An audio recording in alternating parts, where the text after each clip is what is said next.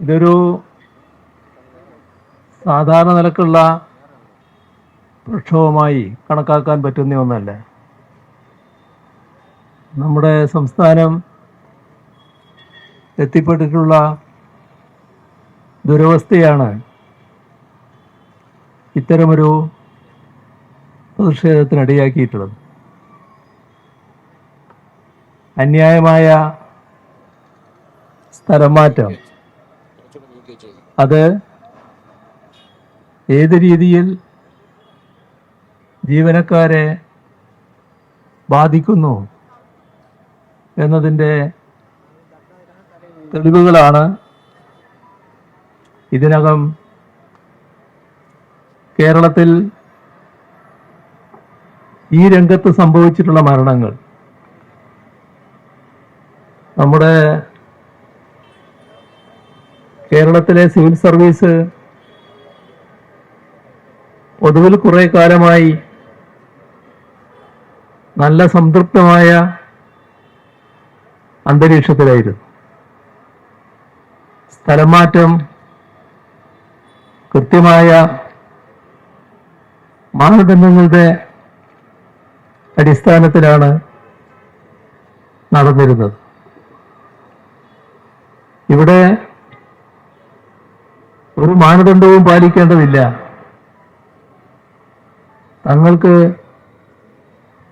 ഇഷ്ടമുള്ള രീതിയിൽ കാര്യങ്ങൾ ചെയ്യും എന്ന അധികാരത്തിൻ്റെതായ ഹുങ്കാണ് ഈ ഒരു അവസ്ഥക്ക് ഇടയാക്കിയിട്ടുള്ളത്. നമ്മുടെ നാട്ടിൽ കഴിഞ്ഞൊരു ദശാബ്ദക്കാലമായി നിയതമായ മാനദണ്ഡങ്ങൾ സ്ഥലമാറ്റ കാര്യങ്ങളിലുണ്ടായിരുന്നു. ഇപ്പോ ആ മാനദണ്ഡങ്ങളെല്ലാം പൂർണ്ണമായും ഒഴിവാക്കിയിരിക്കുന്നു. തങ്ങൾക്ക് സൗകര്യമില്ല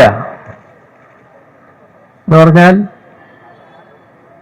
അവർക്ക് വേണ്ട രീതിയിൽ കാര്യങ്ങൾ നിർവഹിക്കാൻ മാനദണ്ഡങ്ങൾ തടസ്സമാണ് എന്നതാണ് ഇതിനെല്ലാം ഇടയാക്കിയിട്ടുള്ളത്. 2016 LDF സർക്കാർ അധികാരത്തിൽ വന്നതിന് ശേഷം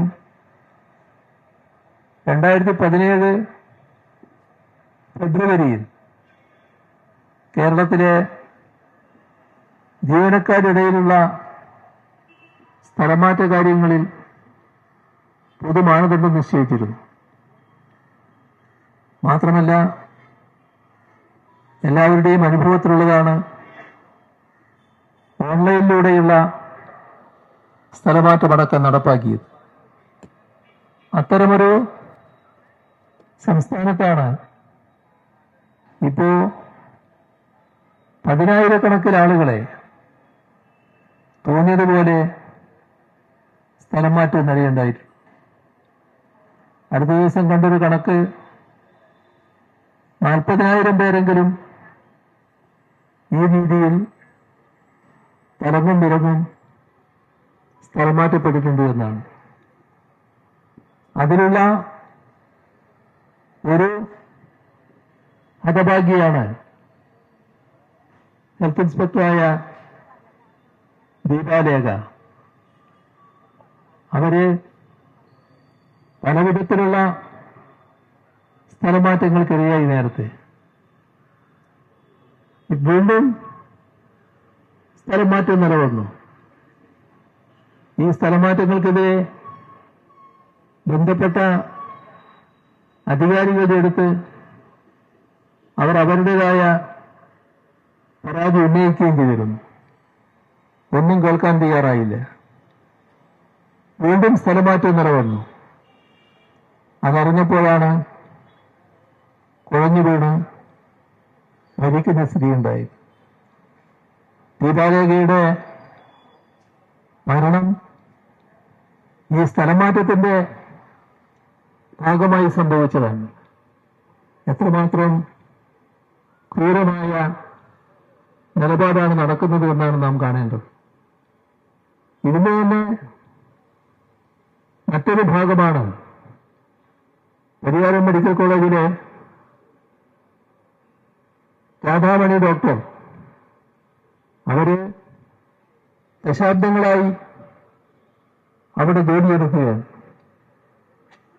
ആ ഡോക്ടറോട് രോഗിയുടെ മുന്നിൽ വെച്ച് ഒരു ഭരണാനുകൂല സംഘടനയുടെ നേതാക്കള് അധിക്ഷേപ വാക്കുകൾ ചെയ്യുകയാണ്.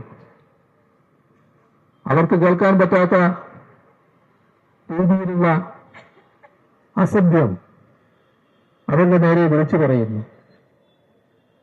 അവര് ഒരു തെറ്റും ചെയ്തവരല്ല.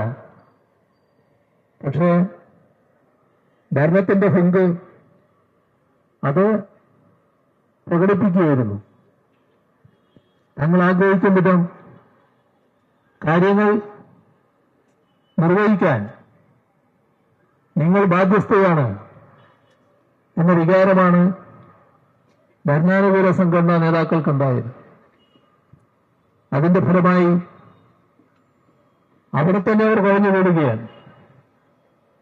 പിന്നെ മെഡിക്കൽ കോളേജ് ആശുപത്രിയായതുകൊണ്ട് അപ്പൊ തന്നെ ഒട്ടും കാലതാമസമില്ലാതെ ചികിത്സ ലഭ്യമായതുകൊണ്ട് ഐസിയുവിലടക്കം അഡ്മിറ്റ് ചെയ്യപ്പെട്ടെങ്കിലും ജീവൻ പോകുന്ന അവസ്ഥയുണ്ടായില്ല. എന്താണ് നമ്മുടെ നാട്ടിൽ നടക്കുന്നത്? കാസർകോട്ടെ ആശാലത, അവർ തന്നെ ജീവൻ എടുക്കുന്ന വഴിയാണ് ഉണ്ടായത്. അതിനിടയാക്കിയത് സ്ഥലമാറ്റമാണ് എന്നത് വ്യക്തമാക്കിക്കൊണ്ടിരിക്കുന്നു.